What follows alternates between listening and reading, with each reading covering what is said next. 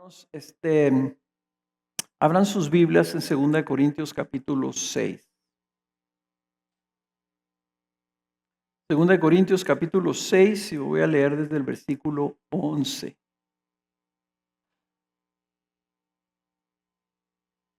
Y vamos a orar. ¿Se oye bien o se oye que retumba un poquito? ¿Sí se oye bien?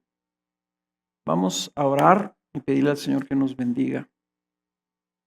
Padre, te damos gracias, Señor, por tanta evidencia de tu gracia en nuestras vidas, en nuestra vida como iglesia, que tú provees y nos das la posibilidad de bendecir a otros. Padre, queremos pedirte que seamos buenos administradores de esa gracia, que no la recibamos nunca en vano, especialmente, Señor, que la busquemos a diario, tu provisión, tu aliento, tu poder, tu visión, tu verdad, Señor, tu estímulo, que todos los días, Señor, busquemos para perseverar en el camino en el que nos has puesto conforme a tu propósito y tu diseño, hasta que lleguemos a ti. Hasta que lleguemos a la suprema gracia, Señor, que recibiremos en el día en que tú, oh Dios, vengas por nosotros.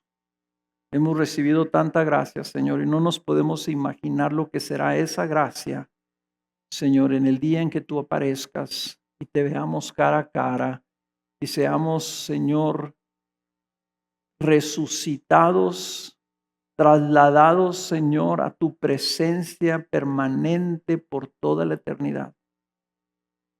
Señor, ayúdanos a perseverar, motívanos a perseverar en esas buenas obras, para lo cual nos has creado de nuevo, Señor, en esa vida conforme a tu diseño.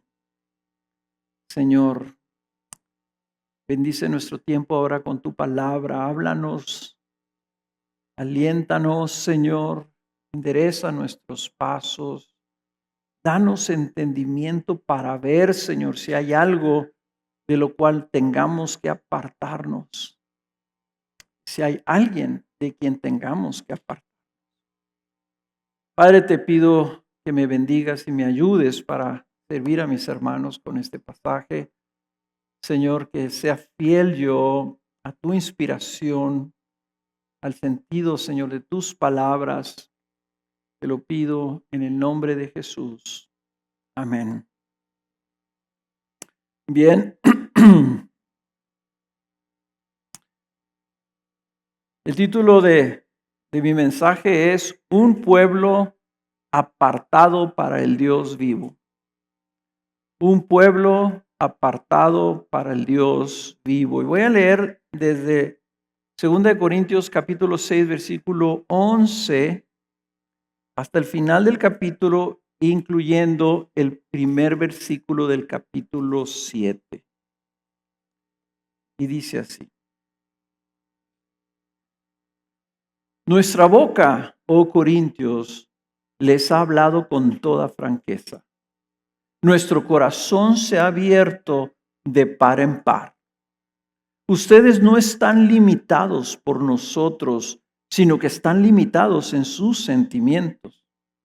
Ahora bien, en igual reciprocidad, y les hablo como a niños, ustedes también abran de par en par su corazón. No estén unidos en yugo desigual con los incrédulos, pues ¿qué asociación tiene la justicia y la iniquidad? ¿O qué comunión la luz con las tinieblas? ¿O qué armonía tiene Cristo con Belial? ¿O qué tiene en común un creyente con un incrédulo? ¿O qué acuerdo tiene el templo de Dios con los ídolos?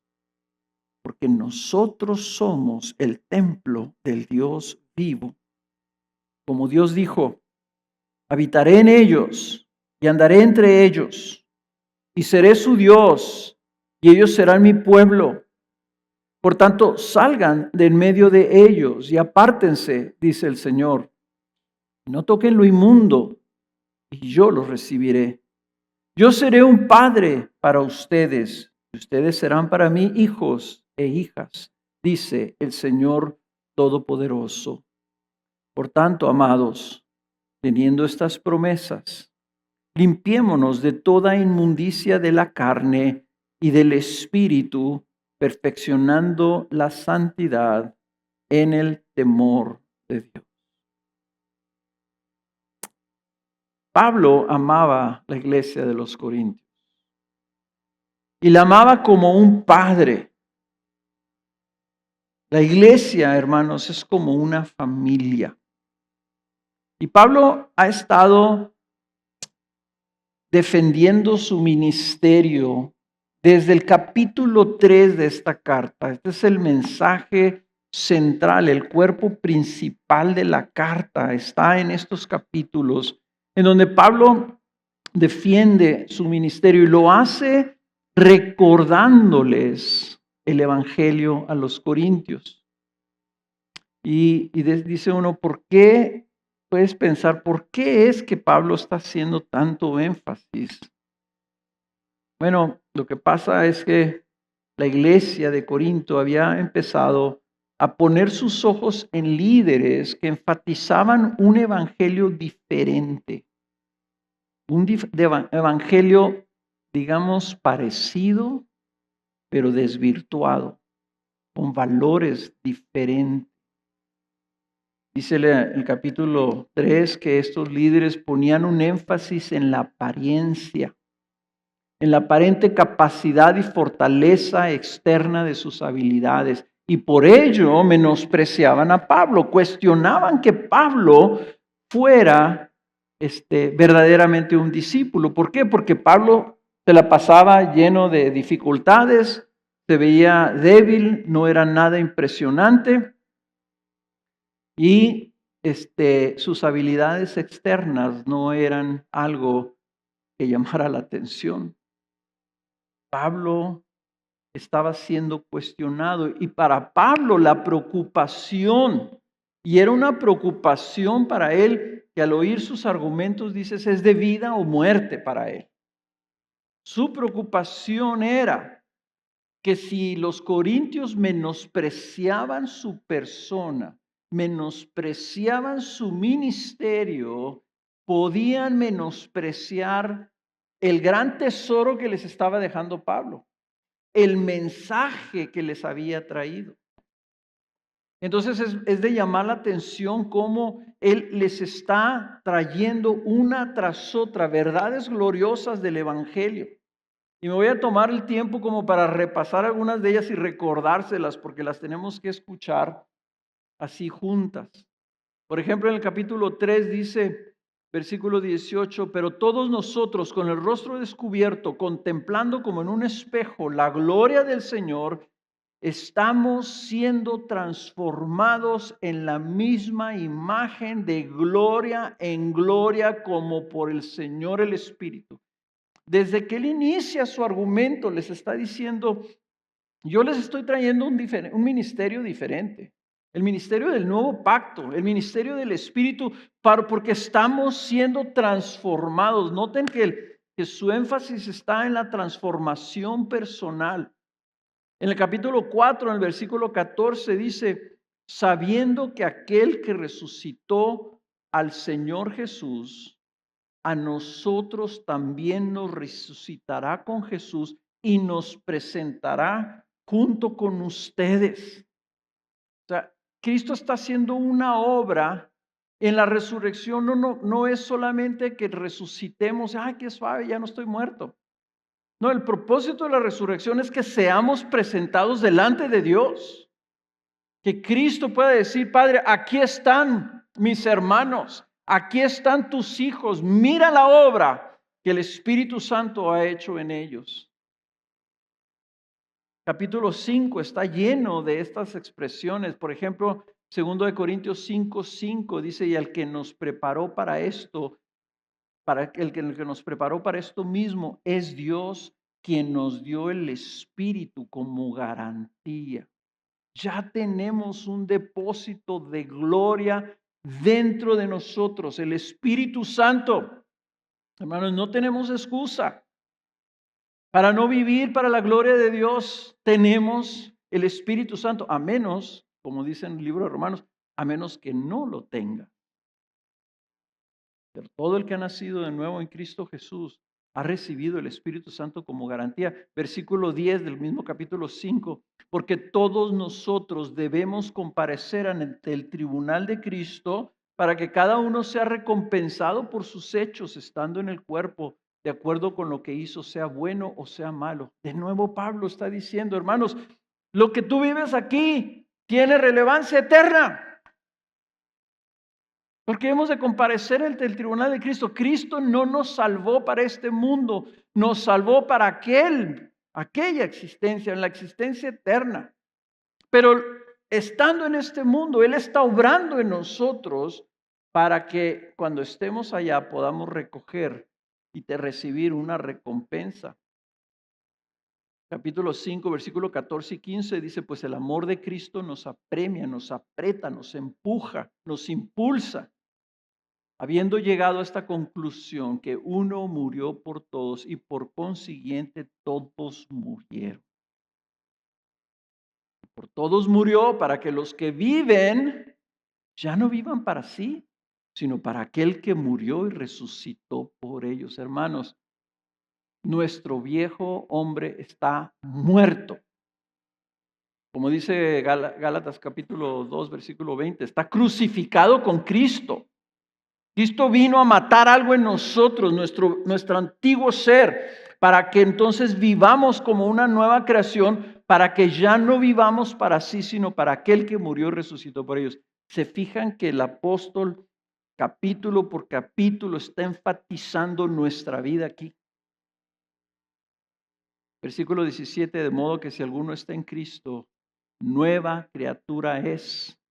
Las cosas viejas pasaron. Están muertas, están crucificadas. Ahora han sido hechas nuevas. Somos una nueva creación. Lo viejo ya se quedó atrás.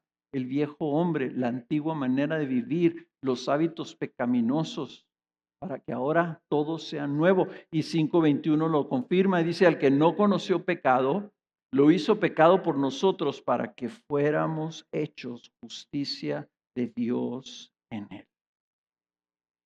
¿Cómo fuimos creados? Fuimos creados de nuevo para hacer justicia de Dios en él, para vivir en el camino, en el diseño, en el propósito, en la voluntad de Dios, lo que está en su mente, en su corazón, cuando hizo al hombre. Para eso nos hizo de nuevo ahora. Cuando dijo el Señor, hagamos al hombre a nuestra imagen y semejanza, el hombre cae, se desvirtúa todo y entonces dice Jesús, yo voy a ir y los voy a traer para que vindicar tu intención original, Señor. Ahí están hechos justicia, para que vivan para esas buenas obras, que vivan para cumplir y caminar como tú lo diseñaste, como tú quieres, como tú te imaginaste al hombre viviendo. Para eso hemos sido salvados. Entonces ahora, por eso Pablo termina diciéndoles, entonces hermanos, no recibamos toda esa gracia en vano. No la recibamos en vano. Cristo hizo algo en nosotros y hizo algo en los corintios como para que ahora anden titubeando o anden coqueteando con un evangelio diferente, siguiendo hombres que vienen y les impresionan y ellos los quieren seguir. Pablo está muy preocupado. Esto es algo de vida o muerte. Ellos fueron creados de nuevo para vivir como los justos de Dios y no para andar siguiendo modas o cosas atractivas. Pablo termina está terminando este argumento, esta es la última parte de su argumento, con una fuerte exhortación a vivir radicalmente en devoción y pureza para con Dios. Entonces, ¿Qué vimos aquí en los pasajes anteriores? Vemos cómo Pablo se pone como testimonio. Él pone su vida para que lo vean, un testimonio de su vida para que ellos lo reciban en sus corazones y por ello lo sigan a Él. Pero el seguir a alguien, hermanos, implica que tú te apartas de otros. Si tú le ibas al Cruz Azul, yo no sé si hay alguien, una persona aquí que le iba al Cruz Azul. Abelardo. Todos sospechamos que Abelardo era un poquito diferente, ¿verdad? Le va al Cruz Azul. Si tú dices, ahora le voy a ir a la América, vas a tener que abandonar el Cruz Azul, ¿verdad? Pablo le está diciendo, abran su corazón para conmigo, pero eso implica, dejen a los demás. Entonces, hermanos, nosotros como iglesia estamos llamados a permanecer firmes en la verdad que hemos recibido y a guardarnos de seguir, guardarnos de seguir a otros que pueden desviarnos. Porque o seguimos al Señor fielmente, hermanos, no lo seguimos. Pero no hay camino intermedio. Fuimos llamados a perseverar firmes en el Evangelio.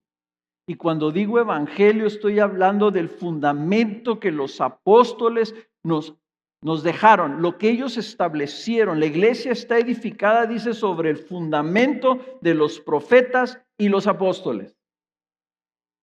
Pablo, al estar defendiendo su ministerio con los corintios, nos está afirmando a nosotros y defendiendo su ministerio que quedó aquí escriturado y que ahora nosotros estamos siguiendo. El llamado para nosotros es a seguir lo que Pablo nos dejó. Fuimos llamados a perseverar firmes en el Evangelio, apartados para Cristo, creciendo en santificación. Fuimos llamados a perseverar firmes en el Evangelio, apartados para Cristo y creciendo en santificación. Y voy a hablar entonces de este pasaje y lo vamos a ver en algunas partes. El primer punto que quiero traerles, hermanos, es esta necesidad de identificar correctamente a los líderes que debemos seguir. Pablo tiene una preocupación y defiende su ministerio y lo que él está buscando es que lo sigan a él. ¿Por qué? ¿Por qué Pablo veía la necesidad de hablar de su testimonio? Aquí, si ustedes ven ahí en su Biblia, desde el versículo 3 hasta el versículo 10, él está dando un testimonio de su vida. Y está defendiendo y está poniendo su vida y se está abriendo de capa porque estos hombres, los corintios, estaban viendo a otros y siendo impresionados por otros. Entonces Pablo dice, bueno, yo te voy a decir cómo he vivido yo mi vida. Y él lo que les habla es de su perseverancia ante innumerables adversidades y oposición. Y lo hace diciendo, esto es lo que valida mi ministerio apostólico, su vida. Y no solamente su perseverancia ante innumerables adversidades y oposición, como vemos en el capítulo 6 del versículo 4 al 5, sino también una perseverancia en amor, apoyándose en la palabra de Dios y en el poder del Espíritu Santo. Pablo dice, así es como yo estoy viviendo, yo estoy siguiendo la palabra de Dios, estoy siendo fortalecido por el poder del Espíritu y estoy haciendo esto en amor. Y luego, en el versículo 9, muy interesantemente, y se los voy a leer, porque no me había dado cuenta yo de esto, cómo tiene relevancia a un versículo que viene en el capítulo 2, dice el versículo 9, dice, somos tratados como desconocidos, pero bien conocidos. como moribundos, pero vivimos, como castigados, pero no condenados a muerte, como entristecidos, pero siempre gozosos, como pobres, pero enriqueciendo a muchos, como no teniendo nada, aunque poseyéndolo todo. Él lo que les está diciendo es que él está perseverando y en su perseverancia está siendo llevado en triunfo a pesar de las adversidades. Una de las cosas que los corintios estaban cuestionando de Pablo es decir, mira, él está lleno de adversidades, a él lo andan persiguiendo, lo meten a la cárcel, lo golpean, lo apedrean. Ve a Pablo. Y él está diciendo, sí, vean mi vida. Vean cómo puedo estar yo tratado como si fuera un moribundo, pero estoy vivo. Me pueden ver a mí como diciendo, pues Pablo es pobre, no tiene casa, no tiene ninguna posesión, no tiene ningún éxito. Dice, pero lo poseo todo. Y aquí es donde viene, me vino a la mente este pasaje que vimos en el capítulo 2, donde Pablo dice, pero gracias a Dios que en Cristo siempre nos lleva en triunfo. Pablo está diciendo, vean ustedes el verdadero poder, vean ustedes la verdadera victoria, vean ustedes lo que es un ministerio apostólico. Todo esto que me ha pasado, todo esto que he sufrido, lo he sufrido por amor a ustedes, pero el Señor me ha traído en triunfo hasta ahorita. Está deshaciendo el argumento porque su vida demostraba una victoria poderosa a pesar de las adversidades. Mientras que otros estaban validando su ministerio diciendo, y mira, nosotros no tenemos adversidad, no tenemos limitaciones, no tenemos debilidad. De ahí entonces viene lo que viene en el versículo 11. Nuestra boca, oh Corintios, les ha hablado con toda franqueza. Nuestro corazón se ha abierto de par en par. Dice, ahora bien, en igual reciprocidad, ustedes también abran de par en par su corazón. Pablo les demuestra al hablar así que no ha retenido nada. Les ha expuesto todos sus sufrimientos y dificultades. No se avergüenza de ellos, como le dijo a Timoteo. No se avergüenza de sus prisiones, no se avergüenza de sus dolores, no se avergüenza de nada de eso. Porque a pesar de ellos, el Señor lo ha llevado en triunfo. Y lo hace porque ahora apela a ellos, que ellos le abran su corazón a Él. Pablo quiere entrar a sus corazones, que no estén ellos limitados, que no le te abran nomás una ventanita, que le abran de par en par, que lo acepten y que lo reciban como lo que es, un verdadero apóstol de Jesucristo. Él se está abriendo de capa en capa para que lo vean, para que vean su vida, para que vean su testimonio y acepten la exhortación apostólica que les está trayendo y que les va a traer. Hermanos, aquí en esto, ya la pregunta que tengo que hacerte y que me viene a la mente ahorita para hacerte es esta. La pregunta es si tú tienes tu corazón abierto de capa en capa.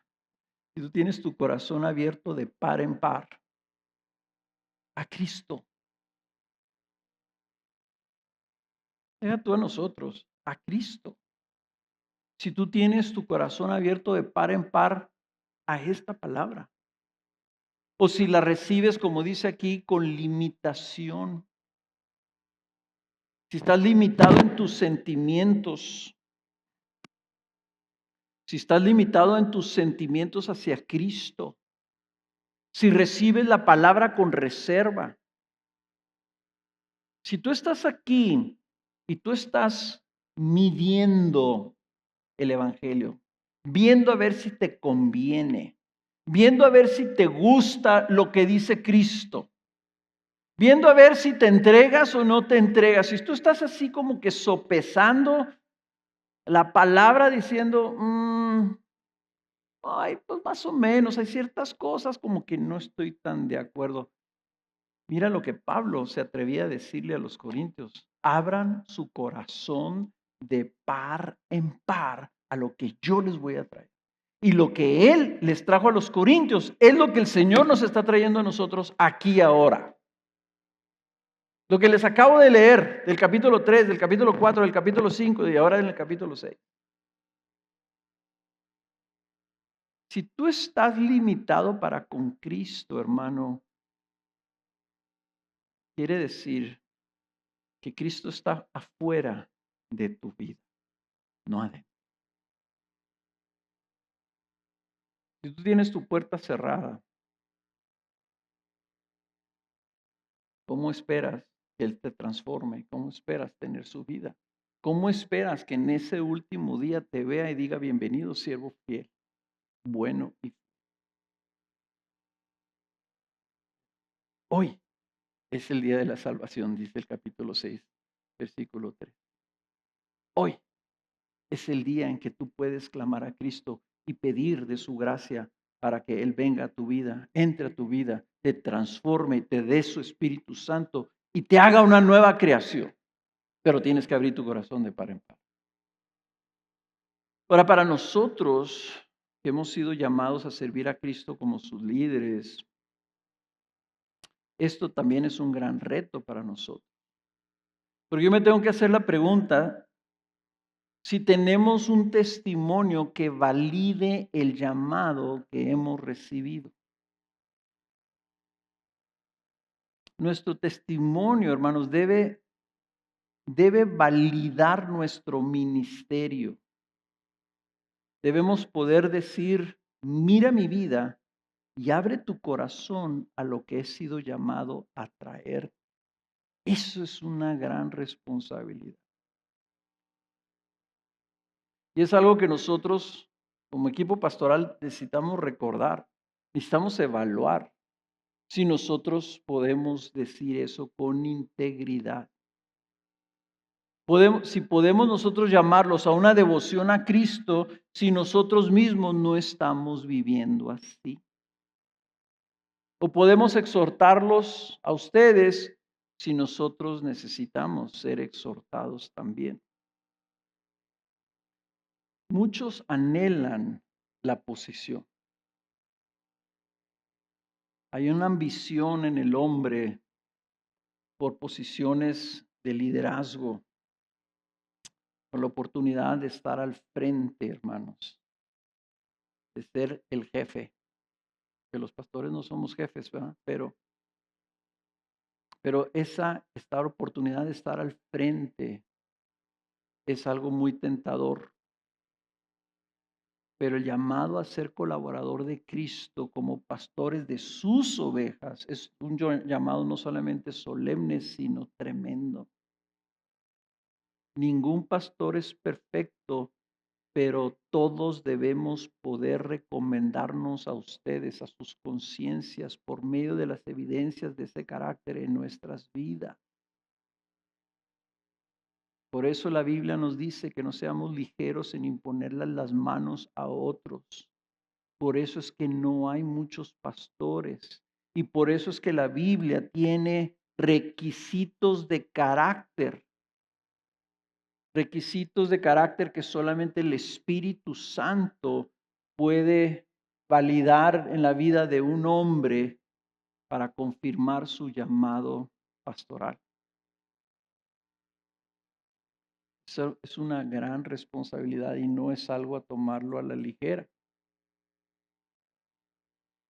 Y es algo que si Dios te está llamando, al yo inclusive a estar diciendo estas cosas, en lugar de desanimarte, puede estarte animando más. Solamente un hombre llamado asume este tipo de responsabilidad. No el estar al frente, sino asume el poder abrir su vida de par en par como Pablo para poder hablarle a una congregación con integridad y llamarlos a que sigan al pastor de las ovejas. no a los pastores, al pastor de las ovejas. Siguiente punto, hablamos ahorita sobre la necesidad de identificar correctamente a los líderes que debemos seguir, y Pablo está aquí dándonos un ejemplo con su vida. Pero como les dije, si tú vas a seguir a alguien, obviamente vas a tener que dejar de seguir a otro. Entonces hay una necesidad, la necesidad de identificar correctamente a los que no debemos seguir. Pablo entonces entra en el versículo 14 a hablar precisamente de esto. A ellos les dice, abran su corazón de par en par, recíbanme, no tengan esa limitación. Quiere que lo reciban, quiere que lo escuchen, quiere que lo sigan. Y luego les dice en el versículo 14, no estén unidos en yugo desigual con los incrédulos, pues ¿qué asociación tiene la justicia y la iniquidad? ¿O qué comunión la luz con las tinieblas? ¿O qué armonía tiene Cristo con Belial? ¿O qué tiene en común un creyente con un incrédulo? ¿O qué acuerdo tiene el templo de Dios con los ídolos? Porque nosotros somos el templo del Dios vivo. Inmediatamente después de pedirles que le abran su corazón, Pablo ahora les está diciendo, y cierre su corazón a aquellos que los quieren desviar. El llamado aquí es a no unirse en un yugo desigual. Esto es a no asociarse, a no seguir a los incrédulos. Aquí cuando dice incrédulos, Pablo está diciendo los que no creen. Okay, la palabra literalmente es los que no creen, que no los sigan. ¿Y quiénes son los que no creen? Pues obviamente los que Pablo no quiere que ellos sigan. Y lo que está notando y discerniendo Pablo es que estos hombres en realidad no creen en el Evangelio. No creen en Cristo como deben creer en Cristo. No son necesariamente paganos, sino son hombres que no están creyendo como deben creer. Comúnmente se asocia este pasaje con el mandato a no unirse en matrimonio con una persona no creyente. Ahora, este mandato es correcto. Si tú te vas a casar, no quieres casarte con una persona que no quiere seguir a Cristo. Si es que tú sí quieres seguir a Cristo. Porque si tu esposo o tu esposa no quieren seguir a Cristo y tú vas a hacer, como dice la Escritura, una sola cosa con ese, los dos serán uno, dice. ¿Cómo puede entonces ser uno tú con una persona que no quiere nada de Cristo y tú sí quieres? No está hablando aquí del matrimonio. No es el contexto de este pasaje. Esta es una imagen, el yugo es una imagen tomada de la agricultura en el Antiguo Testamento, donde se usaba una yunta de bueyes para arar la tierra. La yunta es la madera esa que se les ponía, ¿verdad? Donde se amarraban con un yugo los bueyes, los animales o los burros, ¿verdad? Estaban amarrados uno con el otro para que al caminar entre los dos jalaran el arado o jalaran la carreta. Y lo que está diciendo es que no es sabio uncir o sujetar o atar a un buey con un burro. Dice, creo que es Levítico o es Deuteronomio donde dice, no juntes un buey con un burro. ¿Verdad? Aquí le está diciendo a los corintios que ellos no deben enyugarse de una manera dispareja también. No deben ellos enyugarse siendo de Cristo a alguien que está trayendo enseñanzas falsas. Si son de Cristo, no pueden estar siguiendo a otros que no son de Cristo. ¿Ok? Ahora, fíjense bien que los falsos maestros, estos falsos líderes, no les estaban diciendo que abandonaran a Cristo. No hay ninguna implicación que ellos estaban predicando al diablo o a un dios ídolo. A un ídolo, pues, que era un dios. Les está diciendo que no los sigan porque ellos, porque ellos pudieran creer que estos falsos apóstoles, falsos maestros en la iglesia los estaban llevando por un mejor camino a Cristo. Los peligros de la iglesia, hermanos, casi siempre vienen de adentro, no de afuera. El peligro de esta iglesia no está en el mundo, está aquí adentro. Por eso es que la escritura está llena de advertencias de falsos apóstoles, de falsos maestros, de falsos profetas. Pablo le dice a Timoteo que se guarden de personas que tienen una apariencia de piedad, que buscan seguidores para apartarlos con engaños de la verdad de Cristo. Entonces el peligro para la iglesia es a desviarse en una doctrina que parece correcta, parece genuina, pero se aparta o desvía del verdadero evangelio. Y más adelante, cuando estemos en el capítulo 11, vamos a ver que Pablo los desenmascara directamente, les llama falsos apóstoles que se disfrazan, fíjense bien cómo se disfrazan, de servidores de justicia. Y son falsos. Son los incrédulos de los. Le está llamando aquí incrédulos. Se disfrazan de servidores de justicia. Por eso Pablo en Gálatas 1:9 les dice, como hemos dicho antes, también repito ahora, si alguien les anuncia un evangelio contrario al que recibieron, sea anatema, sea maldito. Por eso es que necesitas conocer tu Biblia. Necesitas conocer muy bien la verdad para que puedas discernir el engaño. Es el ejemplo clásico que les hemos dicho.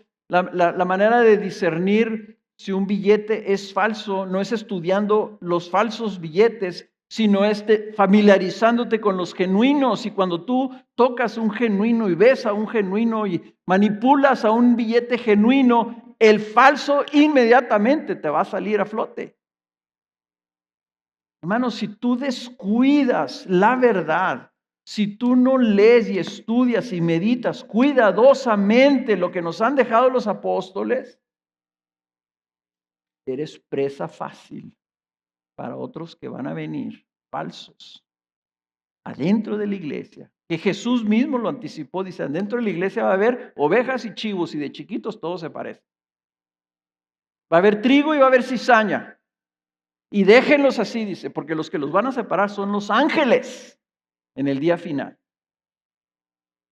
No nos engañemos, adentro de la iglesia hay buenos hermanos, buenos líderes, y también el enemigo va a sembrar falsos maestros que van a querer desviar. Es la única manera, ¿verdad?, de, de, de, de, de, de arruinar la vida de la iglesia. Es con un evangelio que se separa tantito así.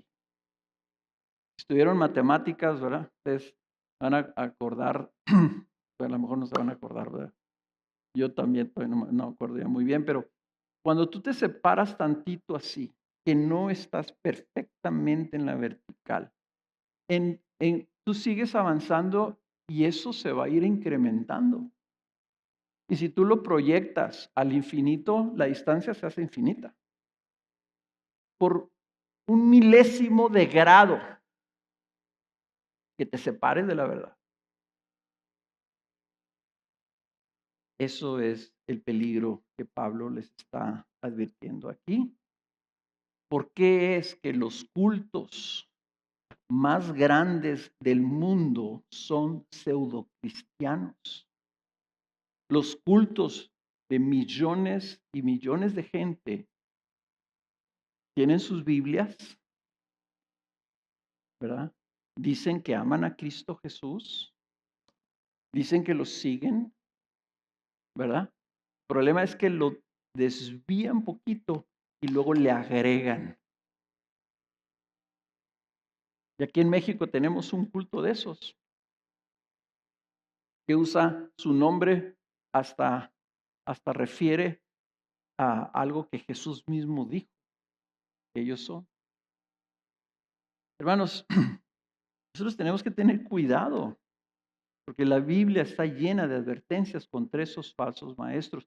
Y lo que está haciendo Pablo es un llamado a no seguirlos, a no asociarnos con cualquiera que quiera apartarnos de nuestro Padre. Y les digo que la iglesia es como una familia y Pablo les está hablando como un padre. Piensa tú, yo sé, no sé, nosotros no lo hacíamos tanto teníamos hijos chicos, pero me imagino que aquí ahorita las mamás, lo hacen. ¿Qué le dirías tú a tu hijo pequeño si te dice que a la hora de salir a la escuela se acercó un hombre con él y le invitó a seguirlo e irse con él? Y le prometía que le iba a dar muchos dulces y juguetes y que le iba a conceder todos sus deseos. ¿Qué le dirías a tu niño si él llega todo emocionado? Fíjate, mamá, conocí a un señor, pues no sé cómo se llama, pero llegó en una van y me decía que me fuera con él, que mañana iba a volver. ¿Qué le dirías? Le dirías, para nada, hijo, no tengas nada que ver con él, no le recibas nada y cuando lo veas, corre en la otra dirección. ¿Sí o no? Pues, ¿qué está haciendo nuestro Padre celestial con nosotros? Está diciendo lo mismo. Está diciendo, corre para el otro lado. No te dejes engañar. Suelta todo eso que no viene de mí. El mundo, ¿verdad? Lo que te ofrece engañosamente te va a hacer daño. Sigue creciendo como hijo. Los padres digan, tú hazme caso a mí y no le hagas caso a un extraño. Sigue aprendiendo de mí, sigue siendo transformado, sigue escuchando mis advertencias, mis instrucciones. Y lo que nos dice el Señor es, tu herencia es grande, no la pierdas. Mi propósito para ti es glorioso. Nos está hablando el Señor como un padre diciendo, no te unas a otro. Únete a mí. Pégate cerquita conmigo. Y aquí vemos entonces Pablo les hace 5 preguntas para comprobar que no puede haber asociación con los que no creen en el evangelio genuino. Pablo aquí no está diciendo que no nos juntemos o que no tengamos relaciones o que no invitemos a los que no creen, por ejemplo, a la iglesia. Queremos que el mundo venga, queremos que el mundo escuche, queremos tener amigos no creyentes para que nos den el derecho de predicarles el evangelio, hermanos. No está tratándose de eso. Pero Pablo les está hablando y respalda su exhortación con estos 5 pares de preguntas que tienen una respuesta obvia, es una especie como de contraste o de comparación, ¿verdad? Que nos ilustran lo que Pablo quiere decir cuando dice no se unan en yugo desigual. Y son 5 preguntas que básicamente Pablo lo que está haciendo es recordándole a los corintios lo que ellos son, son ellos en la nueva realidad en Cristo. Son nuevas creaciones y hace imposible y hasta absurda una unión con los falsos maestros. La primera pregunta es, ¿qué asociación? Noten que Pablo ya no usa la palabra. En el principio, cuando dice no se unan en yugo desigual, en el versículo 14 dice, no estén unidos en yugo desigual. No, la palabra unidos es una palabra en español, en lugar de decir, no se enyuguen, no se ayunten, ¿verdad? No se metan en ese yugo. Entonces está usando 5 palabras diferentes para describir lo que está diciendo él. Y les dice, ¿qué asociación pueden tener la justicia y la iniquidad? Y lo que les está haciendo es estar identificando a ellos como la justicia de Dios. Y la iniquidad que menciona aquí es la palabra nomia, que significa el desenfreno que viene de desechar la ley. Ustedes fueron creados para seguir la voluntad de Dios. ¿Y qué asociación pueden tener los que están buscando seguir la voluntad de Dios con aquellos que están desechando la voluntad de Dios? La respuesta obviamente es ninguna. Uno va en una dirección y otro va en la dirección contraria. La segunda pregunta, ¿qué comunión la luz con las tinieblas? Pablo ya les dijo, ustedes son la justicia de Dios, fueron creados para justicia de Dios. Ahora les está diciendo, le está recordando, ¿qué comunión tienen la luz? Les está diciendo, ustedes son luz. Y la palabra que tiene, la palabra comunión, que es la palabra koinonía, dice, significa tener el mismo sentir, tener en común el mismo corazón, inclusive el mismo espíritu, dice Efesios en el capítulo 2. Los llama luz, porque ellos fueron iluminados con el resplandor de Dios mismo para que pudieran ver la gloria de Dios y del rostro de Cristo, dice capítulo 4, versículo 6. Fueron creados de nuevo para que fueran la luz del mundo. Así nos describe Jesús en Mateo 5, 14, ¿verdad? Y la luz no puede tener algo en común con las tinieblas. Las tinieblas son la ausencia de la luz. Entonces, también recuerden que en el capítulo 4, él habla de los incrédulos, ¿verdad? Que están entenebrecidos y cegados en su entendimiento. ¿Por quién? Por el mismo demonio, por el mismo diablo, para que no vean el resplandor del evangelio de la gloria de Cristo.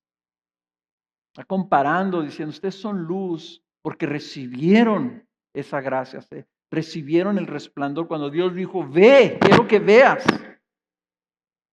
Y los otros no ven nada porque están cegados. Versículo 15. ¿Qué armonía tiene Cristo con Belial? Usa otra palabra Pablo. Y esta es una palabra que van a reconocer ustedes, la palabra sinfónesis. ¿De dónde creen que viene la palabra sinfonía? Sinfónesis. Para preguntar, ¿cómo pueden ustedes armonizar los principios de Cristo con los de Satanás? ¿A qué vino Cristo? Cristo vino a salvar, a dar vida. ¿Satanás a qué viene? Dijo Jesús, viene a robar, a matar y destruir. O sea, hay una disonancia natural. O sea, Cristo habla de vida y el Satanás viene a traer muerte. Cristo vino a dar, Satanás viene a robar. Cristo viene a transformar, Satanás viene a destruir. No puede haber armonía. Cuarta pregunta, ¿o qué tiene en común un creyente con un incrédulo? Les vuelve a llamar a ellos creyentes. Ahora Pablo, al decirles eso, usa esta palabra que quiere decir tener parte o tener una porción. ¿Cómo pueden tener ellos parte en la vida de un incrédulo y viceversa? Fíjense, la Escritura usa este término cuando habla que dice que nosotros somos herederos en Cristo. Somos coherederos con Cristo. Y luego, pero también dice que ningún pecador participa de la herencia en Cristo. Por lo tanto, un creyente tampoco participa de la herencia del pecador, que es la muerte eterna, el juicio final. Dice, ¿cómo pueden tener algo en común si ustedes son herederos de Dios y los otros están despojados de eso? Están excluidos de eso. Les voy a leer esto en Efesios porque este es un tema bíblico. Pablo no está aquí haciendo algo novedoso. Fíjense cómo dice en Efesios capítulo 5, versículo 5. Dice, porque con certeza ustedes saben esto, que ningún inmoral, impuro o avaro que es idólatra tiene herencia en el reino de Cristo y de Dios. Que nadie los engañe con palabras vanas, pues por causa de esto la ira de Dios viene sobre los hijos de desobediencia. Por tanto, no sean partícipes con ellos. No participen con ellos, porque antes ustedes eran tinieblas, pero ahora son luz en el Señor. Anden como hijos de luz. ¿Se fijan cómo en toda la Biblia está este mensaje, verdad? En donde nosotros tenemos que darnos cuenta de lo que Cristo nos ha hecho, lo que somos, porque luego tenemos que apartarnos, tenemos que dejar de participar. Dice, no participen con ellos. Versículo 16, ¿o qué acuerdo tiene el templo de Dios con los ídolos? Finalmente Pablo usa una palabra que solamente aparece aquí en la Biblia. El único lugar que aparece esta palabra que quiere decir llegar a un acuerdo mutuo. Y se usa como cuando se hace una votación para resolver un asunto. ¿Cuántos están de acuerdo en que se pinte las paredes de la iglesia azul cielo? Vamos a votar. Si vota la mayoría, las pintamos azul cielo. Ese es un acuerdo. Pablo lo que está diciendo, ¿puede Dios soberano, todopoderoso, llegar a un acuerdo o hacer un trato o transar con los ídolos mudos, inexistentes, inanimados? Diciendo, ¿puede haber algo? O sea, estás hablando, este es el templo del Dios vivo y estos son ídolos. ¿Cómo puede tú decir Dios llegar a un acuerdo con los ídolos? Es absurdo. Y les dice, luego les extiende esa imagen y dice, el templo de Dios no puede tener nada con el templo de los ídolos. Con los ídolos dice, y luego les dice, ustedes son el templo de Dios. Nosotros somos el templo de Dios, dice Pablo. Nosotros tenemos comunión con el Dios verdadero. Nuestro Padre es el Todopoderoso. Los incrédulos no solamente no tienen comunión con Dios, sino no tienen comunión con nada, porque si ellos dicen que siguen a un ídolo, el ídolo no existe. No tienen relación con Dios, por eso están excluidos. Dice la Escritura, son extraños, son enemigos de Dios. Entonces Pablo lo que está haciendo con estas 5 preguntas está enfatizando los que ellos ya son otra cosa, ellos ya son otra creación. Y eso debe ser suficiente razón para no estar de acuerdo con ellos y seguirlos. Nosotros, hermanos, tenemos también que tener cuidado. ¿Por qué es que seguimos repitiendo las mismas cosas, predicando las mismas cosas? Para que tú sepas la verdad y en cuanto alguien te hable algo diferente, tú lo notes. Y tú puedes decir, pero aquí no hay falsos maestros. Aquí están más falsos maestros de lo que ustedes se imaginan. Los falsos maestros están en sus teléfonos, están en sus computadoras, están en sus televisiones. El otro día puse a pensar, estaba leyendo yo el Twitter y me brincan siempre, los medios sociales siempre te están como promoviendo, ya sea Facebook te promueve otros que dices que confirma su amistad. ¿Cuál confirma si ni siquiera te están pidiendo que seas su amigo, verdad? Pero antes te decías que solicitaras ser amigo o otra persona solicitó ser tu amigo y tú lo aceptabas. Ahora ya no te ponen eso, te dice nomás confirma. Y en Twitter también te dice, otros que son amigos tuyos están siguiendo a estos otros. Síguelos. Y se usa la palabra en los medios sociales de seguir. ¿A quiénes estás siguiendo? Hoy he escuchado muchas personas que me dicen, yo a este lo sigo en Facebook. Y me llamó la atención lo que algunos de estos hombres de Dios ponían. en su Twitter. Frases como, Dios actúa a favor de quienes en Él confían. ¿Tiene verdad? Pues sí, pero es una verdad incompleta. Dios actúa a favor de quienes en Él confían. Las redes sociales están llenas de frases como estas, hermanos, que cualquiera lo puede oír, creyente o no creyente, y les va a decir, qué buena onda. Sí, cierto, yo confío en Dios. No está hablándose de la fe, no está hablándose de por qué actúa a favor.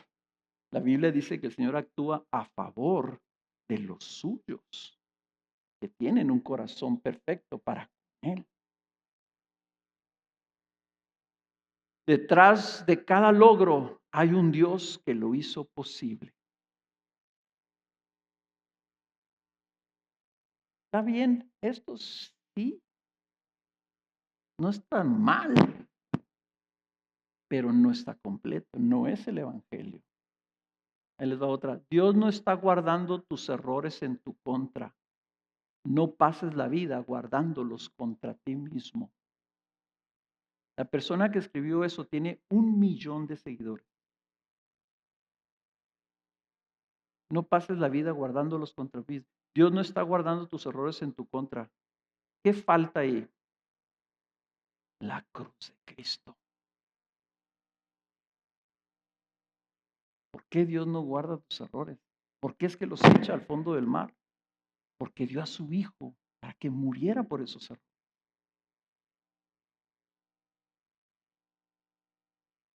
Tu victoria está garantizada, solo debes creer.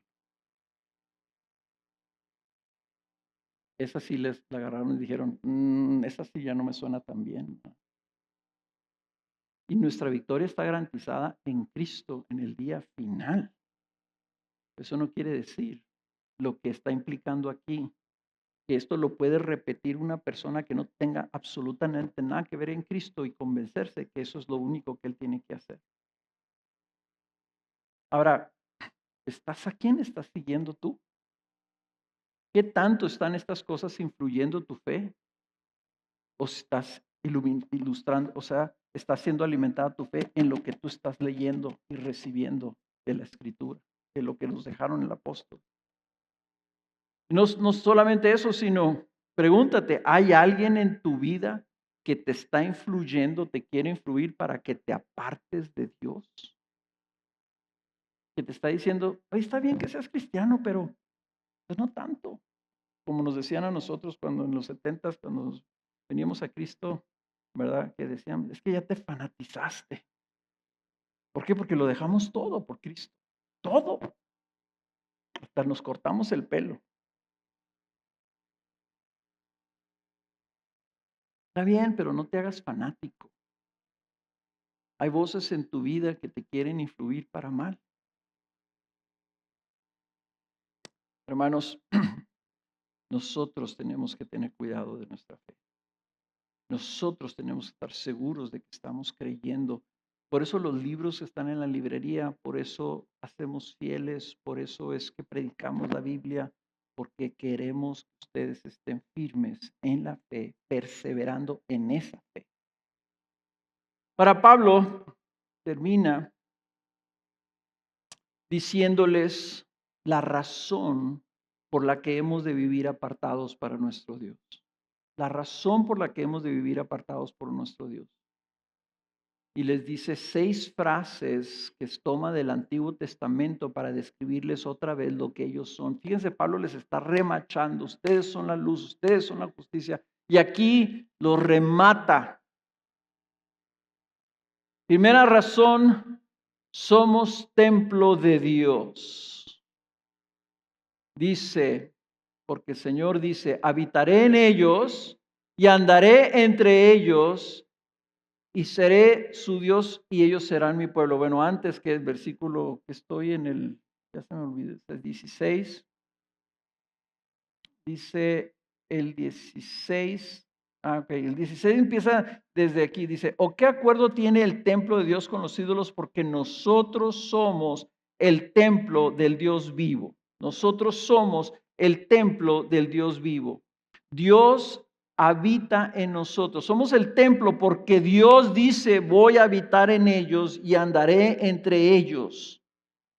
Somos el templo de Dios porque Dios habita en nosotros y está entre nosotros y está en nosotros. Fuimos llamados a comunión con Dios y con su Hijo por medio de la presencia del Espíritu Santo. Fuimos unidos a Cristo de tal forma que Pablo decía, ya no soy yo el que vive, mas Cristo que vive en mí. O sea, nuestra identidad, hermanos, cambió de manera radical en que cuando Jesús les dijo a sus discípulos, ustedes saben que el Espíritu está con ustedes, pues ahora yo les anuncio que el Espíritu va a estar en ustedes, porque el propósito de Dios siempre ha sido habitar entre su pueblo. Nosotros vivimos con Dios. Nosotros tenemos al Señor, nosotros estamos unidos a Dios. No podemos seguir a alguien más. Segunda razón, somos el pueblo de Dios. Y dice ahí en el versículo 16, la última parte, y seré su Dios y ellos serán mi pueblo. Este es el tema de toda la Biblia. Esta frase que se repite a través de todo el Antiguo Testamento, aquí está repetida en el Nuevo Testamento. Él es nuestro Dios. Y Él quiere un pueblo que sea de su exclusiva posesión, porque Él quiere ser un Dios exclusivo para ese pueblo. Esa es la razón del Evangelio. Por eso vino Cristo, hermanos, para formar un pueblo que sea de Él. El Señor nos rescata para que seamos de Él, para que le pertenezcamos, para que seamos posesión suya, como dice Tito. Y Él es un Dios celoso que cela el amor de su pueblo, dice Santiago 4. Él es celoso de lo que es de Él, porque ama a ese pueblo, es que se dio a sí mismo por ese pueblo. Dios no puede permitir que su pueblo le sea alejado de Él por falsos guías. Por eso le llama a ese pueblo, ¿qué? ¿Qué les dice? Versículo 17, por tanto, salgan de en medio de ellos y apártense, dice el Señor, y no toquen lo inmundo. Él les está diciendo que se aparten, que dejen lo que tienen en el mundo, que no lo amen, que no participen de él, y su promesa es firme y segura. ¿Cuál es? Y yo los recibiré. Esa es la esencia de la santificación. Dios te llama para que dejes todo lo que te aleja de Él, para que lo tengas solamente a Él como tu tesoro en la vida. La esencia cuando dice apártense, la santidad, lo santo es lo que está apartado. Santificar algo significa que tú lo separas, que tiene un uso exclusivo. Yo les doy siempre el ejemplo de la taza aquella en la que tomaba mi papá, que era la taza que usaba mi abuelo para rasurarse, para hacer la espuma para rasurarse, ¿verdad? Él se quedó con esa taza y con la que él tomaba el café. Nadie podía tomar de esa taza. Estaba consagrada para el uso de mi papá. Eso significa la santidad. Que nosotros estamos consagrados para ser de Él. Por eso es que no podemos, hermanos, ser de alguien más. Y tercera razón, somos los hijos de Dios. El Señor Todopoderoso y Creador de todos ofrece a ser nuestro Padre. No solamente quiere un pueblo, quiere una familia. Nos llama y nos adopta para que seamos parte de su familia. Que compartamos su gloria y su herencia por la eternidad. Quiere una familia para derramar su amor sobre ella, para compartir su gloria con su familia. Por eso es que Él dio a su único hijo, para tener una familia. Y el hijo tuviera hermanos, coherederos con Él. Nuestra relación con Dios es una de hijos e hijas, hermanos. Una pregunta, ¿puedes tener tú dos mamás? ¿Dos papás? Pablo les dice, tú tienes un solo padre y nosotros tenemos un solo padre. Él habita con nosotros, habita en nosotros, nos hace su pueblo, nos hace sus hijos e hijas. ¿Cómo podemos unirnos a otros que no son nuestros, que no nos han dado nada, que no han sacrificado nada para pagar por nuestros pecados, que solo quieren obtener algo de nosotros, que no han derramado su sangre por amor a nosotros? Conclusión, versículo 7:1.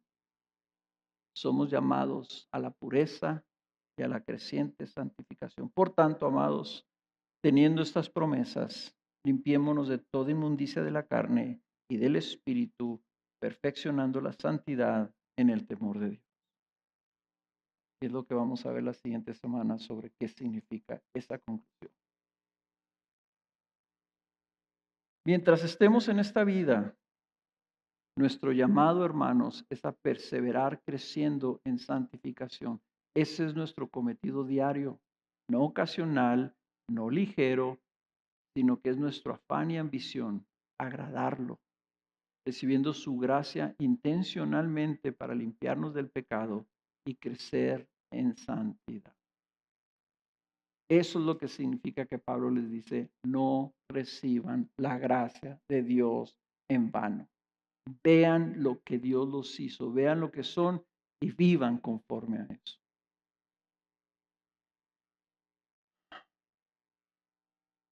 Voy a pedir que se pongan de pie.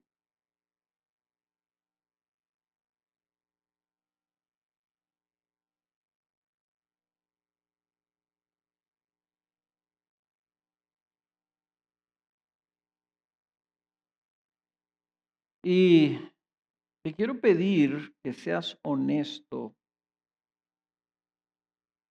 Aquí está el Señor. El Señor conoce tu vida a la perfección. A Él no lo puedes engañar. Pero sí te puedes tú engañar a